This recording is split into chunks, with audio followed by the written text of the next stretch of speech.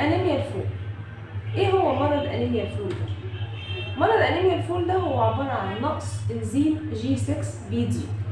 اللي عنده المرض ده لما بياكل فول أو حاجات معينة جسمه بيكسر كرات الدم الحمراء فجأة، وده بيعمل أعراض خطيرة زي مثلا تلاقي الطفل وشه شاحب، حاسس بإرهاق، لون البول غامق، مش قادر يقوم من السرير، وده طبعا بيخض الأهل.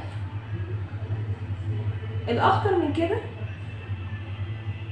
إنه مش بس الفول اللي بيعمل كده، لا ده فيه كمان كل البقوليات زي العدس، الفاصوليا البيضاء، أي حاجة بتتقسم فيها، وكمان بعض الأدوية والمواد الحافظة. كل ده مع مريض أنيميا الفول بيكسر له كرات الدم الحمراء.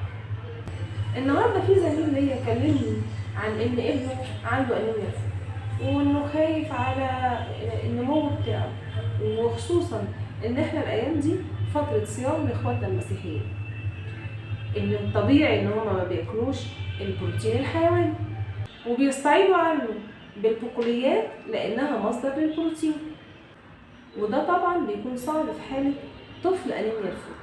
طيب في الحالة دي ممكن نعمل إيه ونوكله إيه؟ النهارده هقول لكم عن بدايل للبروتين الحيواني تغذي الطفل من غير ما تأذيه.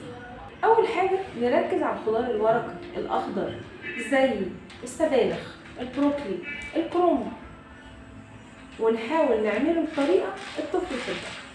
ممكن نضيف البطاطا والبطاطس والكوسة لأنها فيها طاقة، بتدي طاقة، وكمان فيها مغذيات كويسة.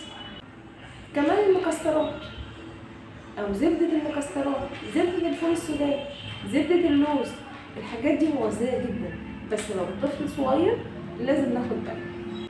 لو متاح جرب الكينوا والحبوب الكاملة زي الشوفان والبرغل والقمح الكامل. مهم جدا كمان لأنه بيساعد على امتصاص الحديد في الجسم، فلو حطينا عصرة ليمون على الأكل أو قدمنا كوباية عصير برتقال مع الأكل هنستفيد جدا. محتار تعمل نظام غذائي آمن من غير ما يأذي الطفل ومغذي ومش عارف تعمله، ارجع لدكتور تغذية أكيد هيساعدك. عافانا وعافاكم الله.